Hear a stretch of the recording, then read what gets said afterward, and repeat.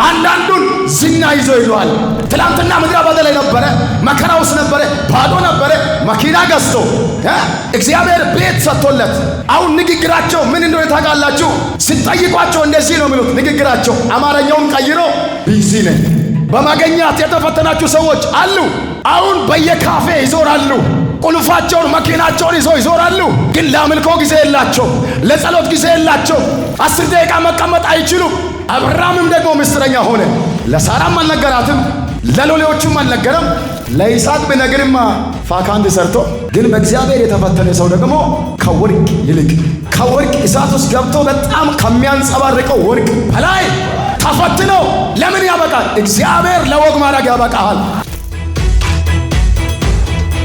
የጌታ ስም የተባረከ ይሁን። በሁሉም ነገር ከዚህ በፊት የዛሬ 18 ዓመት ያው የተፈተውትም በዳድ ነው። ሰይጣን በራሱ በሆነ ሜዳ ላይ ሲያጫውተኝ ነበረ። ውዱ አባቴ ጣልቃ ገብቶ በሱ ፈታኝ። ወደ ዓለም አልሄድኩም፣ ሌላም ነገር አላሰብኩም። አለው እቀጥላለሁ።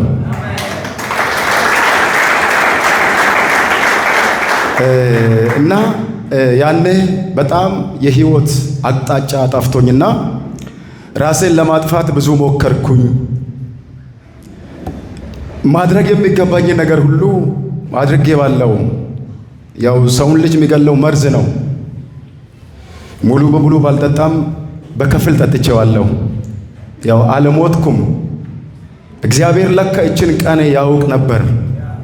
እግዚአብሔር ለካ ይህንን ቀን ያይ ነበር። እግዚአብሔር አምላክ በፊቱ ቆሜ እንዲያገለግል ይህንን ቀን ያውቅ ነበር። እግዚአብሔር አምላክ ከዛ ነገር ሁሉ አውጥቶኝ እግዚአብሔር አምላክ በአባቴ ፈታኝ። ከእግዚአብሔር ጋር ኪዳን ገባው። አንድ ነገር ነው የተናገርኩትና ወደዚህ ጌታ ከጠራኝ በኋላ እዛ በነበርኩበት ጊዜ ላይ ታውቃላችሁ፣ ቢያንስ በኃጢአት ልምምድ ውስጥ ስትገቡ የመጀመሪያ ኃጢአት ሙከራ ነው። ኃጢአት የመጀመሪያው ልምምድ ሙከራ ነው እና እኔም ሙከራ እያደረግኩ ነው ወደ መሃል ጠልቄ ገባሁኝ። ከዛ እንዴት ልውጣ? ጓደኞች ያሉ ቤተሰብ አለ፣ እንዴት ልውጣ? ለካ በጓደኛ መውጣት አይቻልም። ለካ በገንዘብ መውጣት አይቻልም። ግን በናዝሬቱ በኢየሱስ ተፈታው። እንደኔ የተፈታችሁ ሰዎች አላችሁ። ኢየሱስ ጌታ ነው። ሃሌሉያ! ክብሩን ለእግዚአብሔር ስጡት። ሃሌሉያ! በምድር ላይ እግዚአብሔር ለአገልጋዮች የሚሰጥ በረከት ትልቅ ህንፃ አይደለም፣ ሰው ነው እግዚአብሔር የሚሰጥ። ይሄው ነው ያለው። የዛሬ 18 ዓመት ነው ተፈታውኝ። ብዙ ሰዎችን ወደ እግዚአብሔር መንግስት እግዚአብሔር ረድቶኝ አምጥቼዋለሁ። አሁንም እቀጥላለሁ። እግዚአብሔር ለሰው ልጅ የሚሰጠው ገንዘብ ህንፃ ሳይሆን በእግዚአብሔር ፊት የሚታይ አክሊል የሚለው ኢየሱስ ጌታ ነው። እስቲ ኢየሱስ ጌታ ነው ወልዶስ። እንደኔም በጣም የተፈቱ አሉ በአገሬ ላይ በጣም እያገለገሉ ያሉ በጣም 6 ቸርች ፕላንት ያደረጉ በዳት ተፈቶ 6 ቸርች ፕላንት ያደረጉ መጋቢ ተብሎ ተሹሞ በጣም የሚገርም አሉ። ስለዚህ እኛ ፍሬ ነን። እግዚአብሔር አምላክ እሱን ሲያይ ብዙ ነገር ማየት ሳይሆን ፍሬ ነው የሚያየው። ፍሬዎች የእግዚአብሔር ፍሬ እኛ ነን።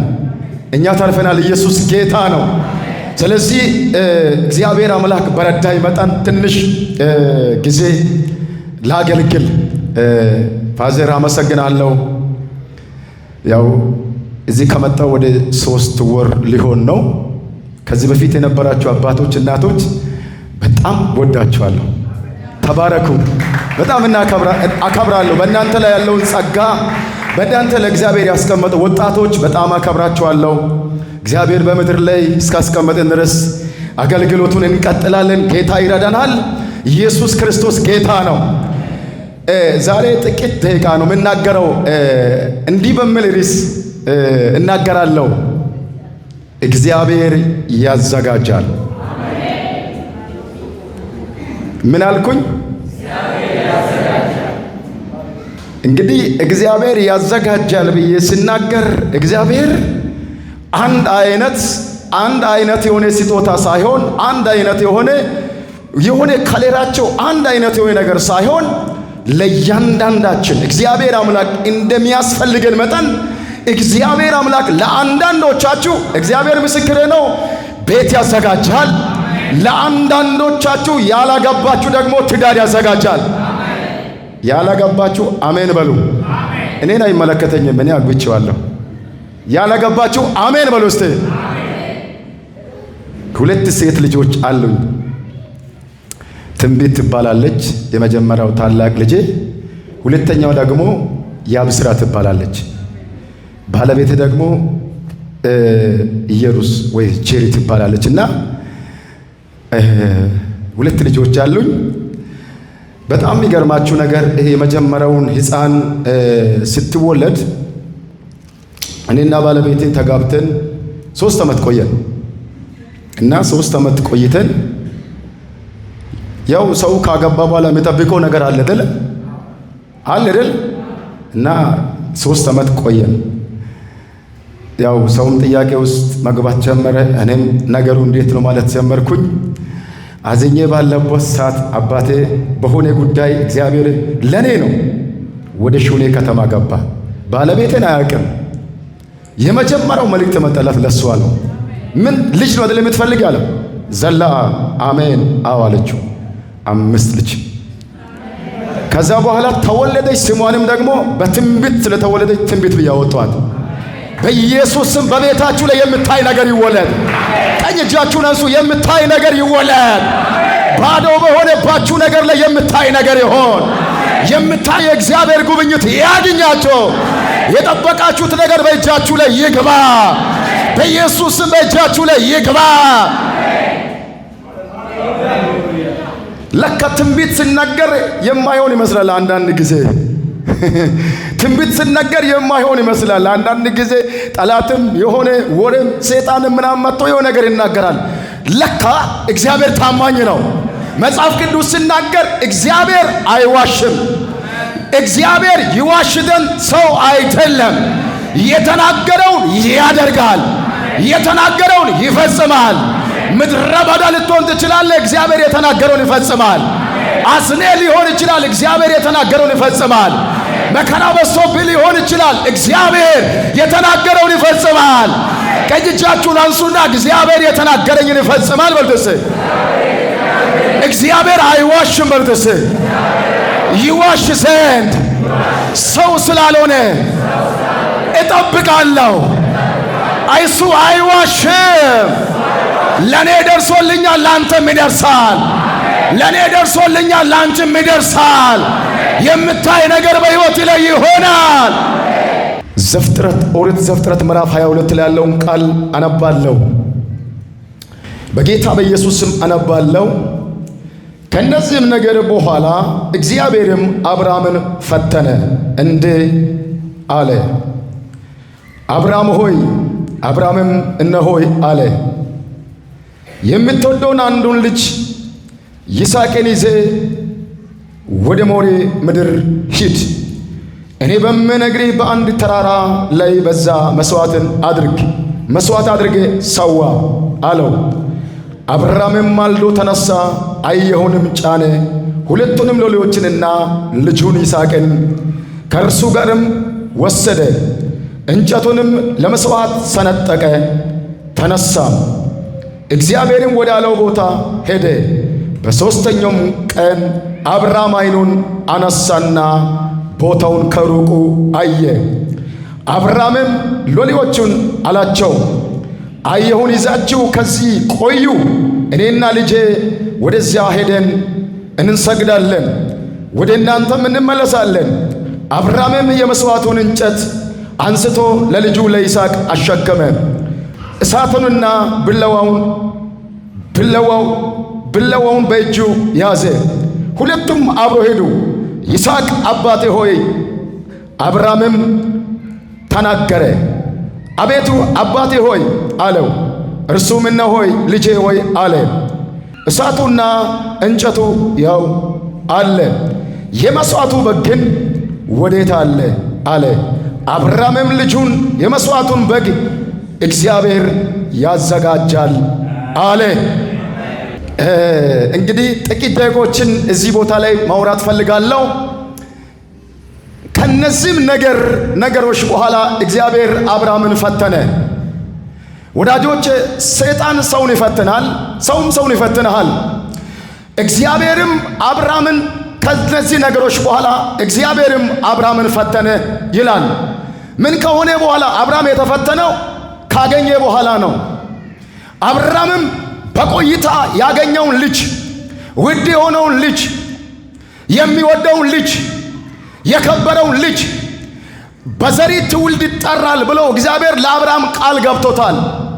በዘሪ ባንተ ዘር እግዚአብሔር ትውልድን አስነሳል ብሎ እግዚአብሔር ተናግሮት ያ በቆይታ እግዚአብሔር አምላክ ካደረገ በኋላ አብርሃምም ይስሐቅን ካገኘ በኋላ ሌላ ቦታ ላይ 18ኛው ላይ ሲታነቡ ሳራም እጅግ በጣም ተስፋ ቆርጣ የእግዚአብሔር መልአክም መጣና በሚመጣው ዓመት ሳራ ወንድ ልጅ ትወልዳለች ብሎ እግዚአብሔር ሲናገር ሳራም እንደ ሰውኛ የሷ ጉዳይ አልቋል። እንደ ጎረቤት የሷ ነገር አልቋል። እንደ ቤተሰብ የሷ ነገር አልቋል። እሷ ግን ማለቋን ታውቃለች። እሷም ግን እንደማይሆን ታውቃለች። እሷም ሳቀች። መልአክም እንደዚህ አለ፣ በአሁኑ ለእግዚአብሔር የሚሳነው ነገር አለን ብሎ በዛሬ በሚመጣው ዓመት ወንድ ልጅ ይወለዳል፣ ተመልሼም እመጣለሁ ብሎ መልእክቱን ተናግሮ ሄደ። እሷም ሳቀች። ስሙንም ከዛ በኋላ ይስሐቅ ብለሽ ትጠሪያለሽ። ስሙን አወጣላት።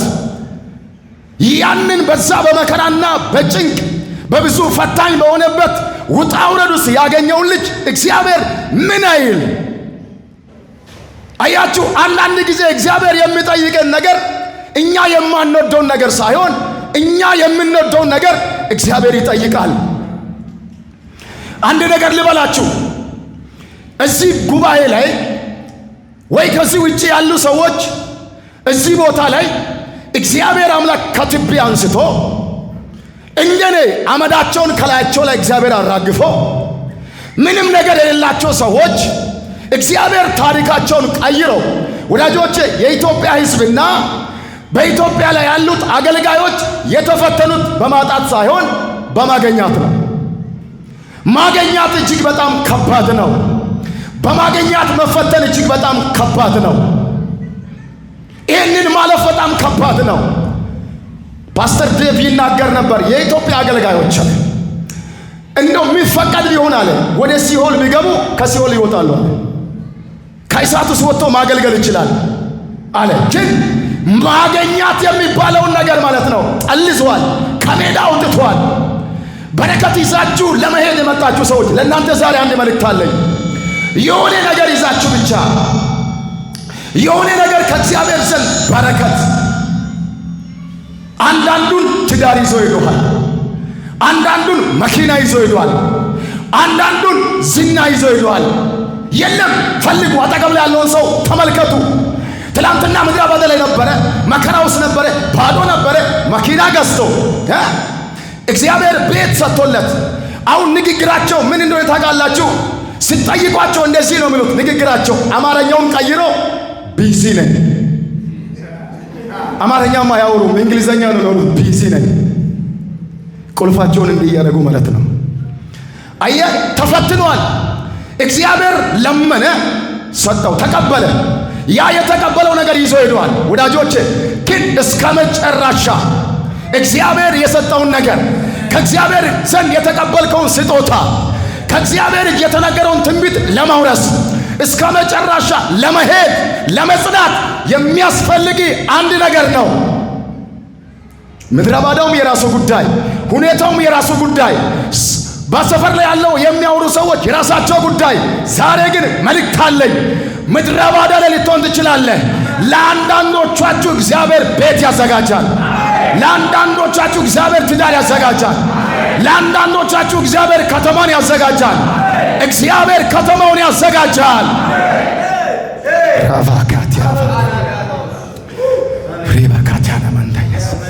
በማገኛት የተፈተናችሁ ሰዎች አሉ። አሁን በየካፌ ይዞራሉ። ቁልፋቸውን መኪናቸውን ይዘው ይዞራሉ። ግን ለአምልኮ ጊዜ የላቸው፣ ለጸሎት ጊዜ የላቸው። 10 ደቂቃ መቀመጥ አይችሉም። 7 ጊዜ ሽንት ቤት ይገባሉ። አያችሁ፣ ያኔ እኮ ተንበርክከው ነው የሚውሉት። ያኔ እኮ ያለቅሳሉ። ያኔ ያለቀሱት ለቅሶ ቢኖር ቤት ያስተርግ ነበር። ግን ዛሬ የለም። ቢዚ ነኝ እያሉ ጊዜ የለኝም እያሉ የለም። እነዚህ ለመሆን ከመጣችሁ በጣም ምስኪኖች ናቸው። አግኝተ ለማየት መጥተ ከሆነ በእውነት በጣም አንተ ምስኪን ሰው ነህ። ትዳር አግኝተ፣ ልጅ አግኝተ፣ ቤት አግኝተ፣ መኪና አግኝተ፣ ሀብት አግኝተ ምትት ከሆነ ተሳስተሃል። አብርሃምም ተፈተነ የሆነ ጊዜ ላይ እና አንዳንድ ጊዜ ታውቃላችሁ፣ አንድ ጓደኛ ያለ በጣም የሚወደው የቅርብ ጓደኛ ነውና በጣም በሕይወታችን ላይ በአገልግሎት ላይ በጣም ከባድ የሆነ ቻሌንጅ ገጠመን። ለምን አንጸልም? ጾም ጸሎት ገብተን ለምን አንጸልም ብለን እየጸለይን ከ6 ቀን በኋላ አንድ አገልጋይ መጣና ለጓደኛዬ በፊቲ አስፋልት ያለው አለ። ከዛ እኔን አነሳና በፊቲ ላይ ፒስታ መንገድ ያለው አለ። ከዛ ደነገጥኩኝ። ለካ እግዚአብሔር ትክክል ነው። ፒስታ መንገድ ያለው ስል ቀና ብዬ አየሁና ሰባላ ብዙም አሜን አላልኩም። ትንሽ ነው አሜን ያልኩት። ለካ እግዚአብሔር ለካ ፒስታ መንገድ ላይ አስገብቶ ወደ አስፋልት ሊያወጣኝ ነው ለካ። ከዛ በኋላ ያ የተነገረው አስፋልት ላይ ገባ። እኔ ደግሞ ፒስታዋን ቅርብ ጊዜ ጨረስኩኝ። እግዚአብሔር ይመስገን።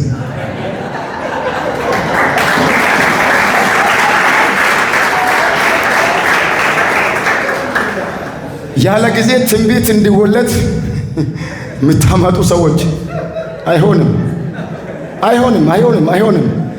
እኔ በዛን ሰዓት ላይ ከባድ ችግር ውስጥ ነበርኩኝና የሚወጣ ቢሆን እኔ ይወጣ ነበር። ፒስታ መንገድ አለ። ከዛ በኋላ ቀጠልኩኝ።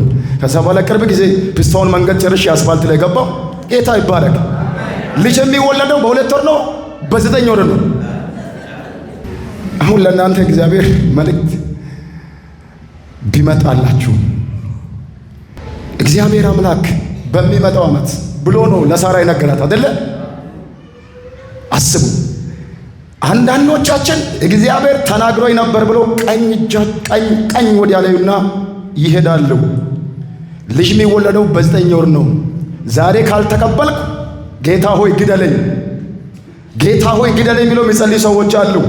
አይሆንም። አንድ ጓደኛችን አለ፣ አሁን ሳውዝ አፍሪካ ነው ያለው። በጣም ሞኝ ነው። ጌታ ሆይ ይህንን ሽንት ዘይት ጋዝ አድርግ ብሎ ጸለይ። አያደርግም እግዚአብሔር። ይሄ እግዚአብሔርን መፈታተን ነው። ጋዝ ሱቅ ነው ያለው። ሽንት ምን ያደርጋል? 1 ሊትር ዘይት ምን ያደርጋል? ጋዝ ምንም እኮ አያደርግም። እግዚአብሔር መኖሩን እንዲያውቅ አለ። እግዚአብሔር በዛ አይደል የሚታወቀው። እግዚአብሔር ለተናገረው ነገር ታማኝ ነው። እግዚአብሔር ተናግሯል፣ ያደርጋል። እግዚአብሔር ተናግሯል፣ ደመናም የለም ንፋስም አይታይም። እግዚአብሔር ሰማያትን ስላንቺ ይቀዳል። እግዚአብሔር ሰማይን ስላንተ ይቀዳል።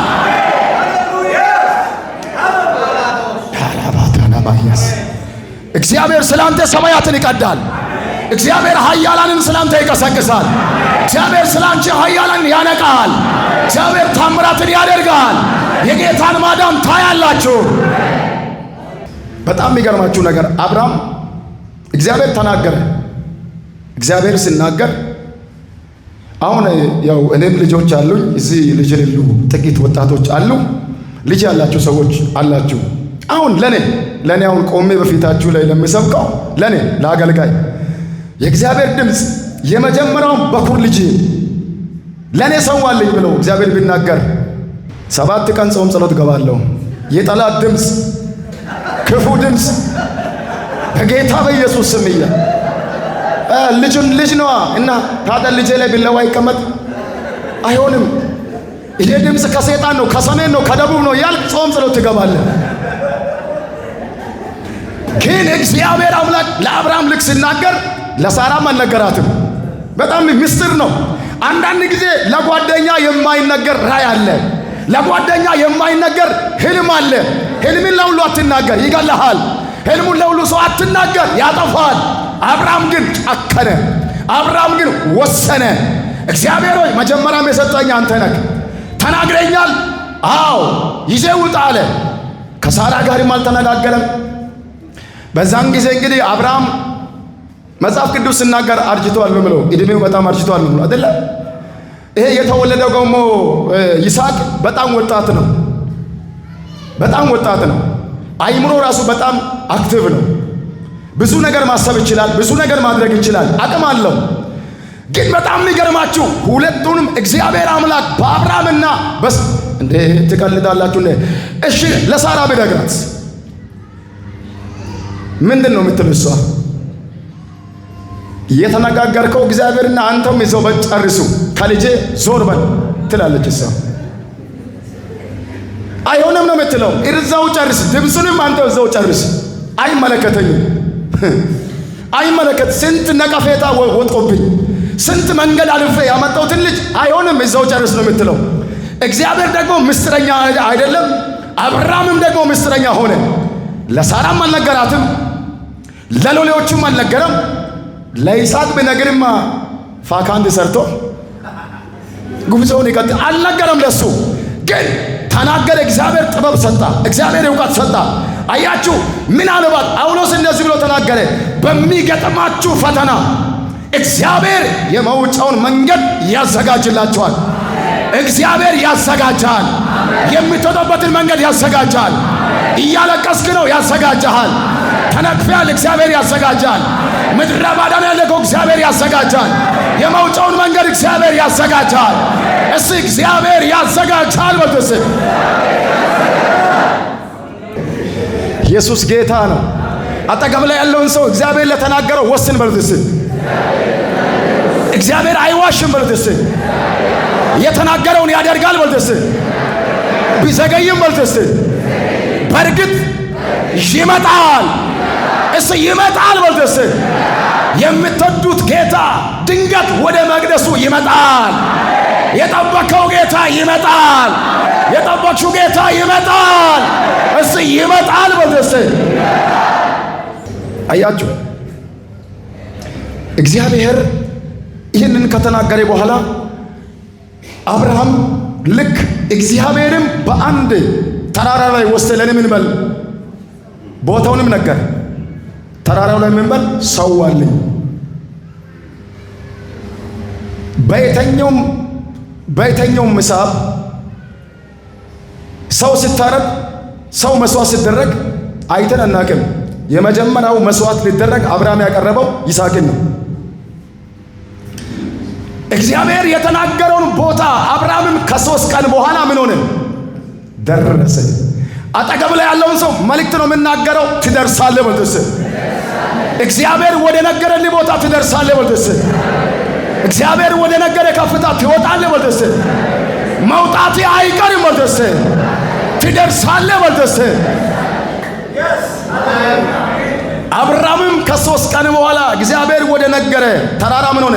ከሩቁ አሻቅቦ አየና ልክ እግዚአብሔር አምላክ ልክ ያንን ነገር ስናገር ከሩቅ አየና በአህያው ላይ የነበረውን እንጨቱን በማ ላይ በይስሐቅ ላይ። ይስሐቅማ ስፖርት እየሰራ ነው ሄደው፣ ከዛ በኋላ እየተራመደ ነው። አልደረስንም ሳይል አይቀርም። መጽሐፉ አይናገርም እንጂ ምንድን ነው? አልደረስንም።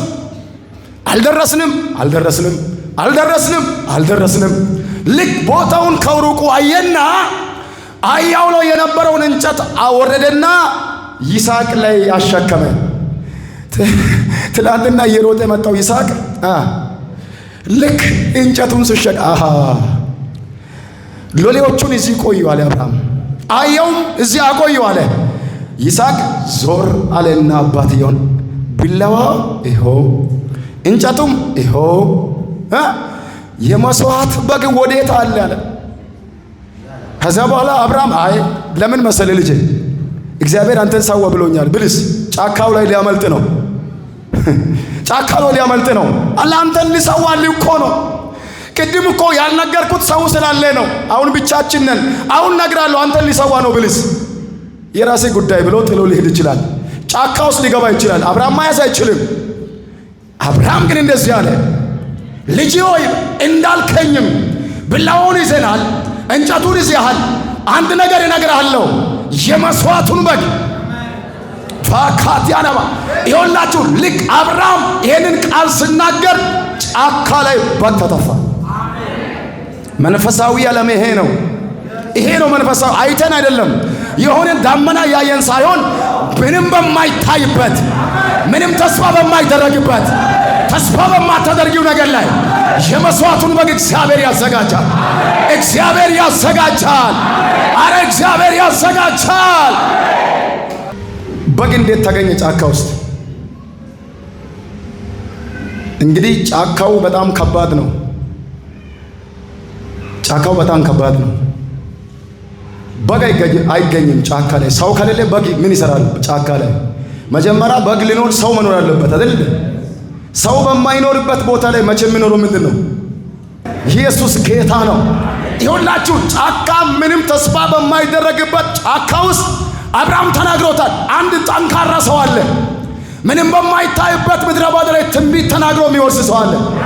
ትንቢትን ወርሶ የሚናገር ሰው አለ። በሮችን የሚከፍት ሰው አለ። ምድረ በዳው የሚቀየር ሰው አለ። ርስትን የሚያገኝ ሰው አለ። ቅባት የሚወርድ ሰው አለ። አቋርጦ የሚሄድ ሰው አለ። ሩቅ መንገድ የሚሄድ ሰው አለ። አረ በኢየሱስ ስም አለ።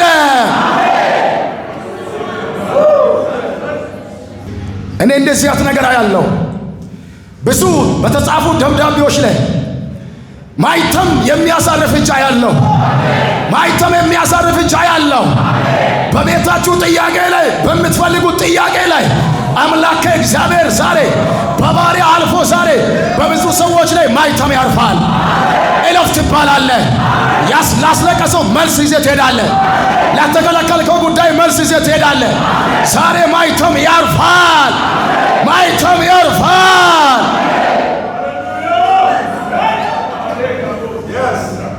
እግዚአብሔር ያዘጋጃል። እግዚአብሔር ያዘጋጃል። እግዚአብሔር ያዘጋጃል። እግዚአብሔር ሲያዘጋጅልህ የሆነ በሕይወት ላይ ጭንገፋ አይሰራም። እግዚአብሔር ሲያዘጋጅልህ ምድረ በዳ አያቆምም። እግዚአብሔር ሲያዘጋጅልህ አየሩ አያቆምም። እግዚአብሔር ያዘጋጃል። ከአየር ከሁኔታ በላይ የሚያራምድ የእግዚአብሔር እጅ በእናንተ ላይ ይመጣል። የእግዚአብሔር ጉብኝት ባንቺ ላይ ይሆናል። የአምላክ ክብር ያገኘሃል። እኔ አንድ ጊዜ እግዚአብሔር ሆይ ከዚሁ አገልግሎት ከዚህ ከቀመስኩት ከእግዚአብሔር ምሕረት ከእግዚአብሔር ፍቅር ከኔ ጋር አብሮ የነበሩ ብዙ ወዲያ ኋላ ተመልሷል፣ ሞቷል፣ ብዙ ነገር ውስጥ ገብቷል። እግዚአብሔር ሆይ አልኩኝ፣ ማንም አጠገቤ ላይ ባይኖር ወዲያ ኋላ የሚመለስ ከሆነ በዚህ ምድር ላይ ለአንድ ሰከንድ አታቆየኝ አልኩኝ። አልፈልግም፣ የትናንትናውን ሕይወት አውቃለሁ፣ አልፈልግም አልኩኝ። እግዚአብሔር ከኔ ጋር ኪዳን ገባ። አምላኬ እግዚአብሔር አጸናኝ። እግዚአብሔር አምላክ በዘር ባረከኝ። እግዚአብሔር አምላክ ትውልድ ሰጠሃኝ። እግዚአብሔር አምላክ ከተማውን አዘጋጀልኝ። ኢየሱስ ጌታ ነው። እየጨረስኩ ነው። አጠገብ ላይ ያለውን ሰው አይኑን እያየ ያዘጋጃል እግዚአብሔር ወልድ። ይሁን ለአንዳንዶቻችሁ አንዳንዶቻችሁ ልክ በአባት ቤት አባቴ ሆይ ርስት ስጠኝ ይገባኛል ብለህ ዝም ብለህ አትታገል። ለአንዳንዱ ለአባቱ ቤት ርስት የለው።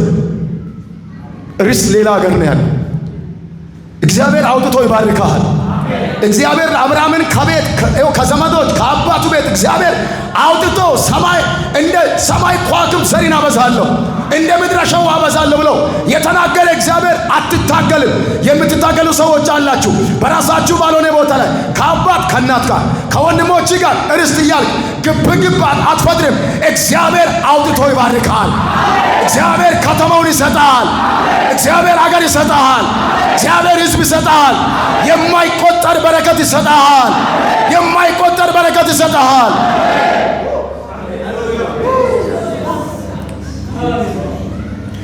ለአብርሃም በግ ባለቤት አለው? ለአብርሃም በግ ባለቤት አለው? እኔ እንዲህ አድርገህ አብርሃም እኮ አንተ ያኔ ልጅን ስታቀርብ እኮ እኔ ነኝ እኮ ለአንተ ምን ሰው የሌለ ይሄ ምን ልበላችሁ፣ ባለቤት የሌለ በረከት ያገኛችሁ፣ ባለቤት የሌለ መስዋዕት ያገኛችሁ፣ ባለቤት የሌለ ክብር ያገኛችሁ። ይሄ በግ ባለቤት የለው፣ ጫካ ነው፣ የማንም አይደለም። በጉ ባለቤት አለው። ኢየሱስ ጌታ ነው። ባለቤቱ የምድር አይደለም የሰማይ ነው። የሰማይ የሆነ በረከት ያገኘሃል፣ ያገኝሻል፣ ያገኘሃል።